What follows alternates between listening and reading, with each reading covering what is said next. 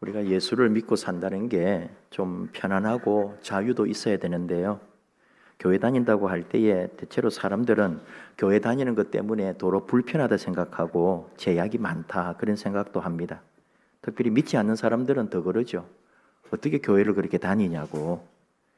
우리들 안에도 이 주의를 지키고 또 교회 활동을 하고 직분을 감당하고 교회에서 요구하는 경제적인 물질적인 헌금 생활까지 한다 그럴 때에 대단히 신앙생활이 어려운 것은 틀림이 없습니다. 근데 그렇게 하려고 신앙생활 하는 건 아니거든요. 주님이 우리가 예수 믿고 신앙생활하고 구원받은 인생 사는데 불편함을 주고 제약을 하고 가두고 딱 틀에 짜가지고 이렇게 안 하면은 너 안 된다 그렇게 하려고 하는 건 아니거든요. 오늘 주신 이 갈라디아서 전체의 주제는 자유의 복음입니다. 갈라디아서를 별명을 붙이면은 자유의 복음이라고 하거든요. 예수 안에서 믿음 안에서 누리는 자유로움이 있어야 된다 그런 얘기를 하는 거죠. 무슨 말이냐 하면은 신앙은 시켜서 하는 게 아니고 어느 순간부터는 저절로 되는 것이거든요. 오직 믿음 이런 말은 오직 은혜 이 말하고 같습니다. 신앙생활을 하면서 깨닫는 게 뭐냐 하면은 신앙생활은 내 의지로 하는 게 아니에요. 내가 어딘가에 그 사랑에 이끌려가고 있구나 이걸 깨달아가는 거죠. 내가 믿겠습니다 결단 안 두고 믿어져요. 내가 이제부터는 각오하고 이제는 제대로 믿겠습니다 한다고 그날부터 믿어지는 게 아니에요. 믿어가는 어느 날 나도 모르게 내가 그 사랑 안에 그 주님 안에 하나님의 그 부르심 앞에 나도 모르게 내가 끌려가고 있네요. 근데 그게 기쁨이고 감사고 내 행복이고 내 모든 걸 주어도 아깝지 않은 삶이 되더라 이 말이죠. 사랑에 빠진다고 하잖아요. 한때는 사랑에 빠져보셨나요? 근데 그 사랑에 빠졌을 때가 뭐예요? 나는 없는 거예요. 오직 그 사랑. 그 사랑이 원하는 대로, 아니 원하는 것보다 더 나를 주고도 나를 다 내어놓고도 더 주고 싶고, 그리고 나도 모르게 그 사랑에 나는 계속 끌림으로 가는 거죠. 믿음도 그렇다 이거죠. 신앙도 그렇다 이거죠. 사랑해야지. 이제 나 오늘부터 저 사람 사랑합니다. 그래서 사랑이 아니고 내가 그렇게 하려고 하는 것도 아닌데 그냥 나는 저절로 그렇게 사랑하게 되더라 이거죠. 스스로 그러합니다. 자연이라는 게 스스로자 그러할 연. 이 천지 만물을 볼 때에 와 아름답다 예쁘다가 아니고 이야 이게 하나님의 그러함처럼 스스로 그러함으로 이 자연이 이 우주가 운행되고 있구나. 하나님의 섭리 안에 사람이 손만 안 대면은 이 우주 만물은 이 지구는 걱정할 거 하나도 없어요. 다 사람이 잘못 가꾸어서 이 자연, 환경, 기후 모든 것이 파괴되고 우리 산 하나만 해도 원래 만들어진 꼬불꼬불한 자연스러운 길이 있었어요. 그 길은 다치지도 않고 미끄러지지도 않고 산사태도 일어나지 않고 아무리 비가 많이 와도 그 길로는 물이 흘러가지 않아요. 계곡으로 흘러가지. 지금 산사태가 일어나고 산이 무너지고 자연이 파괴되는 것은 모두 다 사람이 편리하자고 산에 길을 닦은 거예요. 기계가 올라가서 사람들이 가서 바위를 부수고 길을 만들고 넓히고 산사태가 어디서 일어나는 거예요? 다 사람이 만들어 놓은 그 길에서 산이 무너지고 비 오면은 그 길을 따라 물이 폭포처럼 쏟아지는 거예요. 그리고 산을 다 파괴시키는 거죠. 그건 다 사람이 만든 거예요. 스스로 그러함의 자연은 절대로 그런 일이 일어나지 않는 거죠. 믿음도 그렇다 그 얘기를 하는 거예요. 믿음도 하나님에게 너무너무 자연스럽게 그분의 사랑에 끌려서 그분의 사랑에 이끌려서 그것이 아무런 내 삶에 해가 되지 않는 거란 말이죠. 사랑과 은혜에 빠져서 그렇게 믿어지는 건데 하나님이 세상을 이처럼 사랑하사 요한복음 3장 16절에 말씀하는 것처럼 하나님이 세상을 너무너무 사랑하셔서 그 아들 독생자 예수를 우리에게 주셨다. 그 사랑 때문에 우리가 일생을 그 사랑에 끌려가며 그 사랑에 끌림으로 기쁨, 만족, 행복으로 살아가는 게 신앙이다. 그런 얘기죠. 사도 바울은 어떤 사람이었느냐? 율법에 매여가지고 독실한 유대교인으로 독실한 야훼 교인이었는데 근데 그 신앙이 틀 속에 갇혀서 억압당하며 자유가 하나도 없었다는 거 아니에요. 근데 예수님을 만난 후에 그는 신앙의 자유, 믿음의 자유, 하나님 사랑의 자유를 얻었고 그 자유의 복음을 외쳤던 거예요. 예수 안에 새롭게 살아가는 삶. 그게 뭐였느냐? 율법에 매여서 살아가는 과거의 삶이 아닌 완전히 예수 십자가로 인하여 다시 태어난 삶. 그분과 함께 십자가에서 나는 죽었습니다.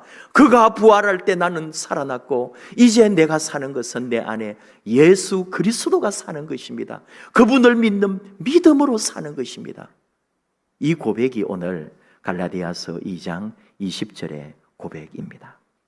율법이 아니고 복음이고 율법이 아니고 믿음이고 행위가 아니고 은혜다. 그런 얘기를 하는데 말로는 우리가 이렇게 하지만 얼마나 이게 우리 안에 내 심장에서 나를 울리고 나를 새롭게 하는지 그게 신앙인데 어찌 해야 할 것인가 그런 얘기죠. 여러분도 다 그렇게 생각할 거예요. 주님 사랑 안에 있다. 주님이 나를 사랑하시는구나. 어떤 때 한때는 좀 억지로 신앙생활을 했는데 내가 예수 믿어가면서 자꾸 믿어지고 깨달아지는 게 내가 하나님 사랑 안에 있구나. 하나님이 나를 이끄시는구나. 내가 아니고 내 모든 삶의 주인은 하나님이시구나. 이런 것이 계속 내 안에서 더욱 발전되고 더 자라가고 그렇게 우리가 살아가는 거죠. 오늘 말씀이 바로 사도 바울이 우리에게 하나님께서 바울을 통해서 주시는 말씀인 거죠. 갈라디아서 2장 20절 내가 그리스도와 함께 십자가에 못 박혔나니. 어떻게 보면은 이 표현을 나도 예수님과 함께 십자가에서 죽었나니라고 했으면 더 우리에게 와닿을지 모르겠어요. 십자가에 못 박혔나니 그러니까 못 박힌 것만 생각하지 죽는 건 생각을 안 하더라니까요. 죽었다 이 말이에요. 주님과 함께 나는 십자가에서 죽었나니. 근데 지금 내가 살아있는 것은 내가 사는 게 아니고 내 안에 그리스도가 사시는 겁니다. 이 말이거든요. 표준 세번역에서 이렇게 번역을 합니다. 나는 그리스도와 함께 십자가에 못 박혔습니다. 이제 살고 있는 것은 내가 아닙니다. 그리스도께서 내 안에서 살고 계십니다. 내가 지금 육신 안에서 살고 있는 삶은 나를 사랑하셔서 나를 위하여 자기 몸을 내어주신 하나님의 아들을 믿는 믿음 안에서 살아가는 것입니다. 똑같은 헬라어를 표준 세번역은 이렇게 번역을 했거든요. 내 안에 그리스도가 살고 또 바로 그 그리스도를 믿는 하나님의 아들을 믿는 믿음 안에서 사는 것이라고. 이렇게 설명을 해도 내 심장에서 울리지가 않는단 말이죠. 말이고 글이고 그냥 듣는 소리일 뿐인 거죠. 이것이 내 삶이 되는 내 몸에 그냥 내 실체 안에 있는 생명이 되어야 될 때 우리가 다시 사는 거죠. 이론적으로는 압니다. 여러분 한때는 여러분 죽은 경험이 있지 않아요? 여러분 나름대로 인생 살아오면서 그때 나는 한번 죽었었습니다. 지금 내가 사는 거는 참 이제 나 다르게 살아가는 겁니다. 그런 경험 있지 않아요? 특별히 아프신 분들, 몸에 병이 오고 죽을 병에 걸렸다고 의사로부터 사형 선고를 받기도 하고 암이다 뭐다 하면서 큰 수술을 하고 인생을 지금 살아가시는 분들, 여러분 그때 어떠셨어요? 그리고 지금 말할 거요. 그때 나는 사실 한번 죽었습니다. 그때 나는 다 죽은 인생이었습니다. 지금 사는 거는 하나님 안에, 주님 안에 우리 하나님이 나를 사랑하셔서 내가 지금 다시 사는 겁니다. 그런 고백하실 거예요. 그게 사실 우리 맞거든요. 인생에 살아가면서 그런 일 한 번쯤은 겪어봐야 그게 이것이 인생이다 할 수 있는 거예요. 사람들 앞에서 내 사는 거 모르실 거예요 말만 하지 말고 실제로 그때 생각하면은 내가 죽었었는데 내 이 세상 사람 아닌데 그때 하나님이 나를 살려주신 거라고 우리는 그렇게 말할 수 있다고요. 그랬다면 좀 달라져야죠. 왜 안 달라졌냐 이 말이죠. 왜 똑같아졌냐고요. 그때 죽고 다시 살았다면 인생이 바뀌었어야죠. 새 인생이 됐어야죠. 몇 년 지나니까 그냥 살아나니까 그냥 또 옛날처럼 말이나 행실이나 생각하는 거나 이 세상의 모든 것 똑같이 욕심부리고 소유하려고 그러고 싸우고 있네요. 이게 우리의 모습 아닙니까? 이게 우리 연약함이거든요. 무슨 얘기냐? 그때 죽은 게 아니었구나. 그때 안 죽었었단 말이에요. 그래, 죽을 것 같아도 그때 안 죽은 거였어요. 그게 아직 우리 믿음이 진리를, 예수님을 모르고 있다는 말이죠. 그때 죽은 것 같은데 안 죽었다니까요. 아직 믿음이, 아직 은혜를, 아직 하나님 사랑을 모르고 있는 거예요. 그리고는 옛날로 돌아가 버린 거죠. 다시 이 갈라디아서를 쓸 때 사도 바울은 또 그 속에 있던 갈라디아 교회나 그 당시 있던 초대교회 성도들도 나름대로 인생에서 다 삶의 위기가 있었고 고난이 있었고 아픔이 있었어요. 그리고 한 번쯤 인생에서 나는 죽었구나, 이제 나는 끝이구나 하는 경험이 있었을 거라고요. 근데 예수 믿고도 아무 변화가 없는 거예요. 그래서 다시 말하는 거죠. 우리는 그리스도 안에서 십자가에서 주님과 함께 죽었었다고. 그리고 지금 내가 사는 거는 내가 아니라고. 그거 다시 한번 우리에게 일깨워주고 있습니다. 오늘 우리에게 하시는 말씀인 거죠. 여러분과 함께 나누었고 또 나누고 싶은 얘기가 하나 있다면은 이 갈라디아서 2장 20절은 십자가에서 죽고 그리고 십자가를 통해서 나는 예수님과 함께 다시 살고 그 다음이 뭐냐? 살리고라고 하는 사명에 이르는 길이에요. 죽었어요. 그리고 이제 다시 살았어요. 내 안에 그리스도가 살아요. 그리고 나는 그리스도와 함께 살아요. 그러면 그게 끝이냐? 아니고 그 다음을 모른다 이거죠. 살리고까지 가는 거예요. 이제 내가 살았으니 나는 이제 살리는 존재로 가는 거예요. 주님이 그러하셨던 것처럼 내가 사는 것은 내 안에 예수 믿음, 하나님 아들을 믿는 믿음 안에서 사는데 그 믿음으로 나는 이제 이 세상에 살리는 사람으로 주님으로부터 사명을 가지고 살아가는 사람이에요. 그래서 갈라디아서 2장 20절을 해석할 때는 딱 이 말이에요. 죽고 살고 살리고. 이게 핵심이에요. 나는 죽고 이제 예수 안에 다시 살아서 살리는 존재로 세상에 파송을 받은 사람이다. 왜 우리가 존재하느냐? 내가 이제 왜 사느냐? 살리는 존재다 이 말이에요. 그거를 고린도서 새벽기도 하다가 다시 깨달았네요. 지금 요즘 고린도 후서를 하고 있는데 고린도서 5장 17절이 여러분 잘 아는 말씀이 그런즉 누구든지 그리스도 안에 있으면 새로운 피조물이라. 이전 것은 지나갔으니 보라 새 것이 되었도다. 이 말씀이거든요. 그리스도 안에 있으면 새로운 존재, 새로운 피조물, 하나님이 다시 만들어 주셨다. 그 말이 뭐예요? 내 과거는, 내 옛날은 다 죽었다는 말이에요. 내 과거는 다 없어졌다는 말이에요.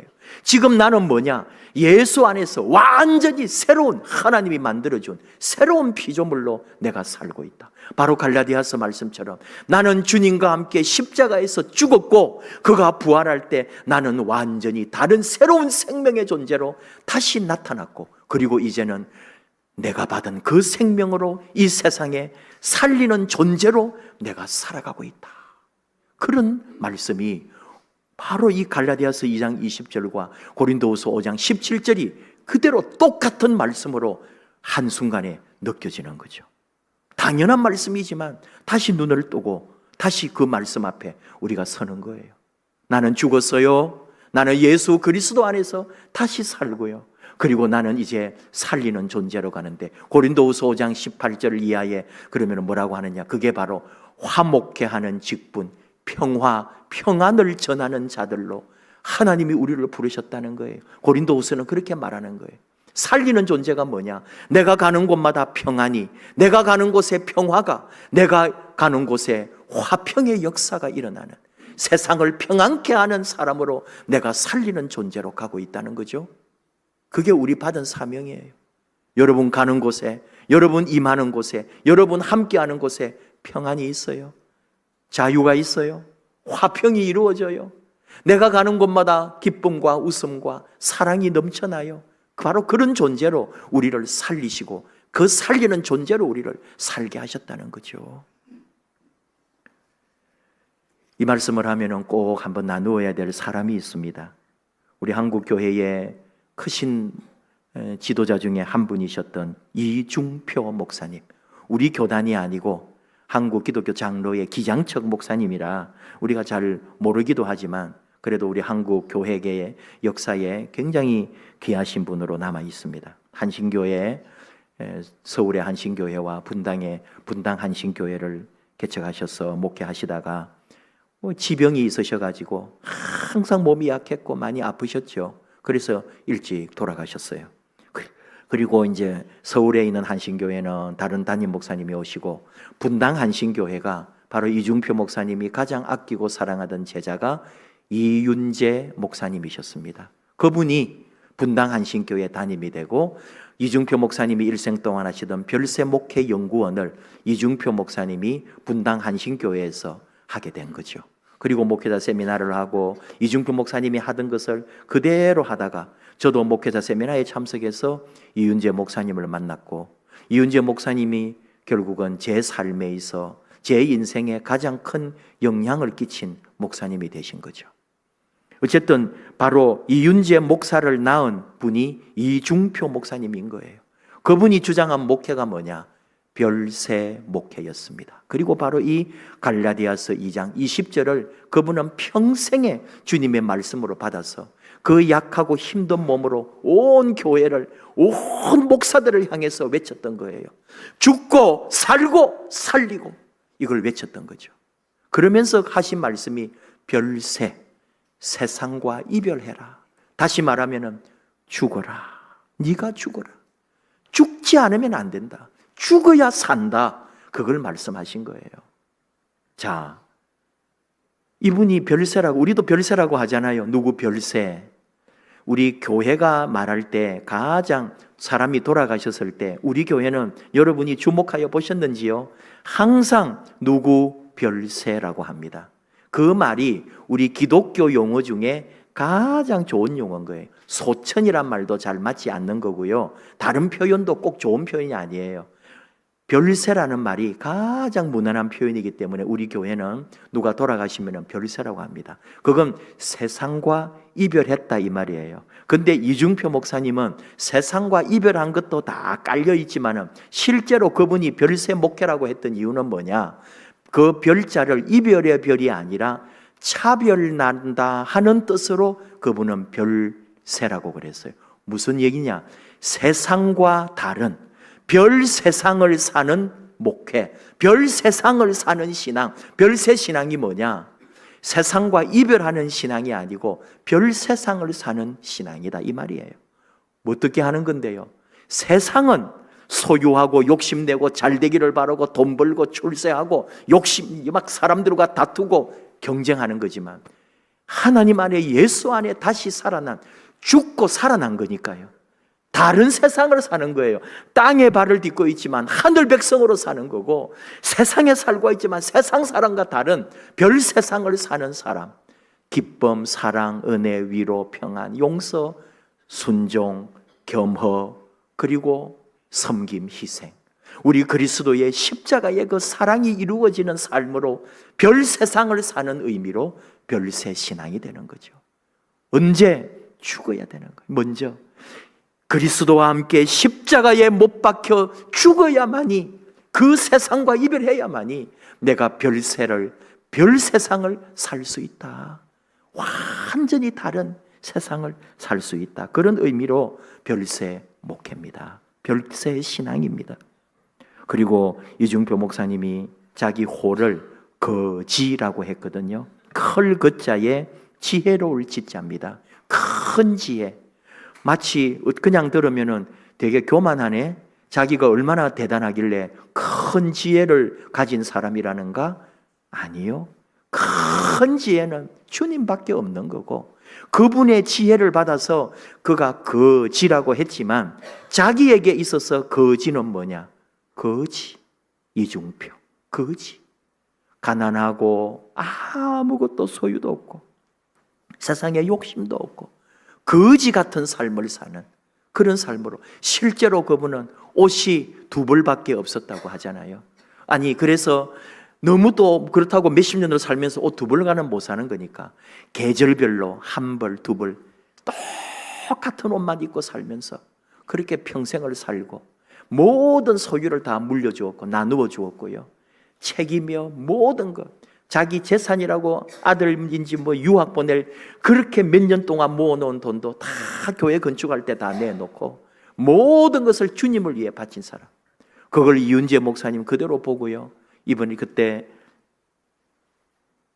선교사 나가면서 그가 가진 수천 권의 책을 수많은 우리 목사들, 제자들을 위해서 하루 동안 교회 자기 목양실 그 도서실을 개방을 해가지고 책 가지고 가고 싶은 대로 다 가져가라고 날을 정해가지고 우리 예수 영성대학에 그 제자들을 다 불러서 그날 하루 동안에 우리가 싸갈 수 있는 책을 다 가져가라 그래서 우리가 다 좋은 책 다 가져가고 그 다음 날에 또 다른 이제 자기 교단에 있는 노회에 있는 목사들에게 그 자기 방을 열어서 남은 책 다 가져가게 한 거 아닙니까? 돈으로 하면은 환산을 할 수가 없는 수천 수억 원이 되는 책을 다 나눠주고 가요. 저도 제가 우리 교회 차에 차 안에다가 꽉 채워서 책을 가지고 왔어요. 얼마나 감사한지. 다 주는 거예요. 이게 별세입니다. 거지입니다.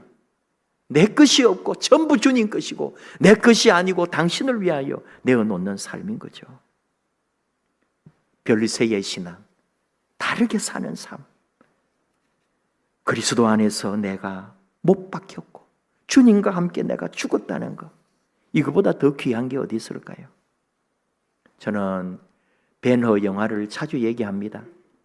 벤허 영화에 저는 막 수십 번을 돌려보고 또 보고 하는 거예요.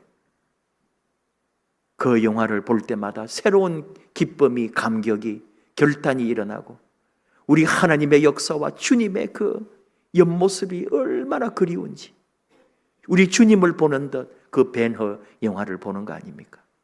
벤허 영화의 제일 중요한 장면은 우리는 전차 경주라고 생각하고 한 번씩 돌려볼 때 그 장면만 내어서 그 극적인 전차 경주하는 것을 보기도 하지만 벤허 영화의 핵심은 전차 경주가 아닙니다.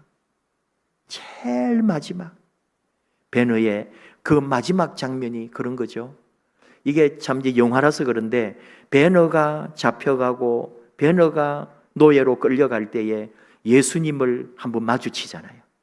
근데 예수님이 십자가에 달려서 가기 위해서 골고다로 십자가를 지고 십자가를 놓치고 쓰러질 때 벤허가 예수님에게 물을 떠주는 그런 영화 장면이 있어요. 영화니까 그런 거죠. 그런데 그 물을 로마 군인이 팍 차버리는 거죠. 그 예수님을 보잖아요. 눈빛을. 그리고 예수님 십자가에 달려 돌아가실 때 그 아래에서 주님의 말씀을 다 듣는 거 아닙니까? 그때 그가 들었던 말씀이 아버지 저들을 용서하소서. 저들이 무슨 일을 하고 있는지 모릅니다. 벤허가 그걸 듣는 거예요. 그 말이 왜 중요하냐? 벤허는 억울했거든요. 그의 젊음과 그의 모든 삶이 그 한순간에 친구로부터 배신당한 그 모든 모욕감과 그리고 그 모욕과 당한 것을 복수하기 위해서 칼을 갈았고 그는 칼을 휘둘렀고 반드시 이 복수를 하고 이것을 모든 것을 내가 뒤집어 엎을 거라고 살아온 사람이었어요. 그런데 십자가에 돌아가시는 저 예수를 볼 때 저들을 용서하소서 저들이 무엇을 하는지 모릅니다.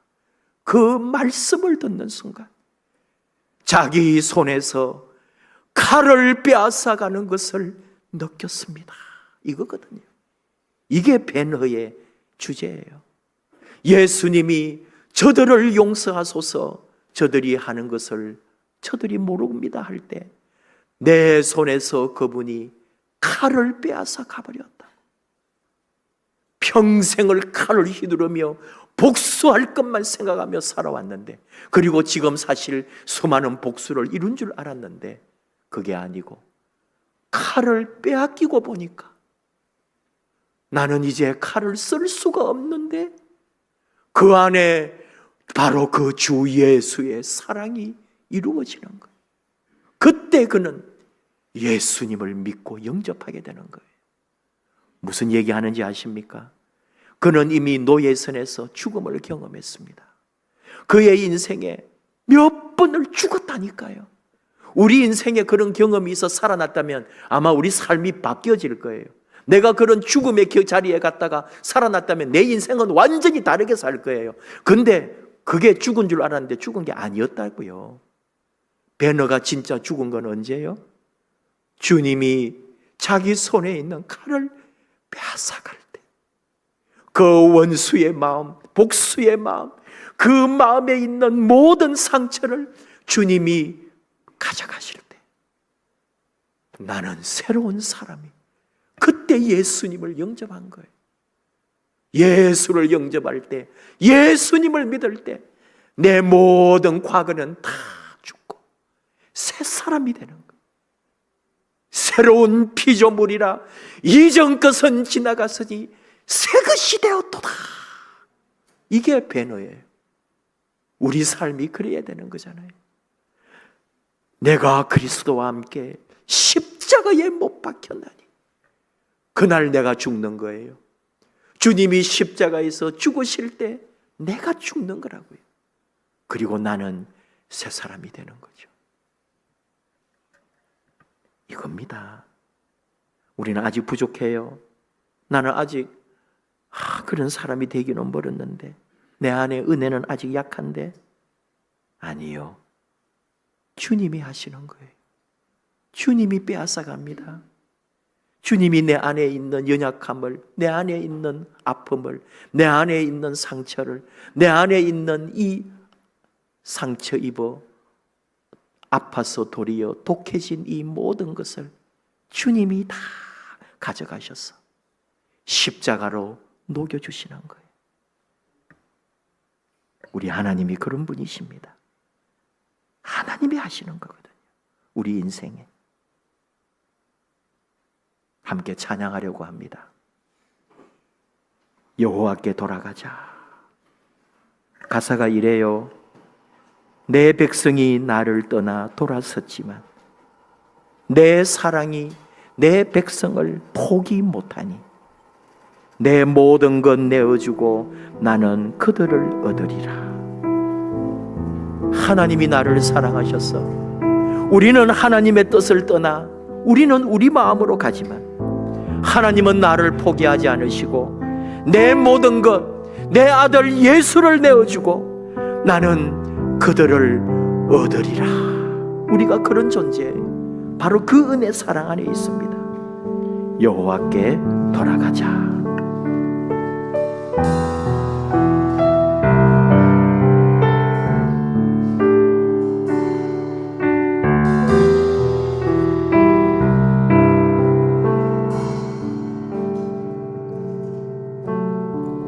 내 백성이 나를 떠나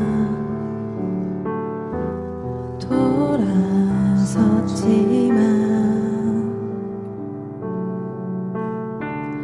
내 사랑이 내 백성을 포기 못하니 내 모든 것 내어주고 나 그들을 얻으리라.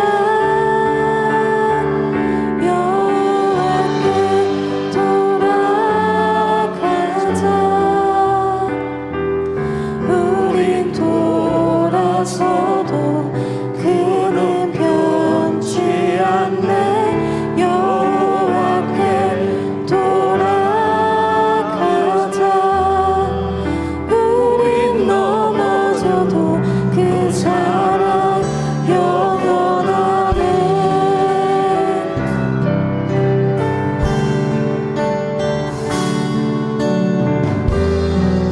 우리 다시 한번 고백하시겠습니다. 내 백성이 내 백성이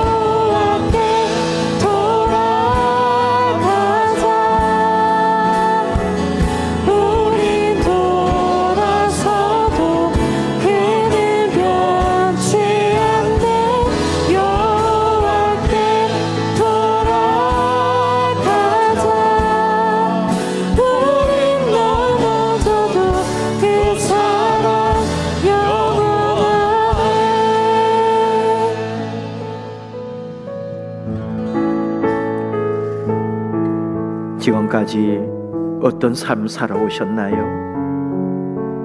죽음과도 깊은 아픔과 질병과 절망 가운데 빠져본 적이 있습니까? 그러나 그것도 죽음이 아니었습니다. 오직 예수님을 영접할 때, 주님을 나의 구주로 받아들일 때, 오직 믿음으로 우리 하나님 앞에 설 때만이 내 과거는, 내 죄는, 내 의죄는 다 죽고 다시 살아나는 것임을, 오직 예수님을 바로 믿을 때, 그 십자가 아래 내가 온전히 죽을 때만이 참 죽음인 것을, 그리고 이제 나는 주 예수를 믿음으로 새로운 존재, 새로운 하나님의 사람, 하나님의 백성이 되었습니다. 영원히 이 은혜, 이 사랑 안에 사랑하며 겸손하며 오직 우리 예수님만 바라보고 살아가도록, 그리하여 이 땅에 주신 사명, 평화를, 화평을, 사랑을 이루는 하나님의 자녀들, 귀한 주의 직분자들 되도록 우리를 세우소서. 우리 함께 주님 앞에 다시 서기 원하며 주여 부르고 기도합니다. 주여 감사합니다. 아버지, 이 시간에 우리를 붙들어 주시고 함께 해주심을 감사합니다. 주님과 함께 십자가에서 죽게 하시고 이제 예수 안에 예수 믿음으로 새로운 존재가 아버지,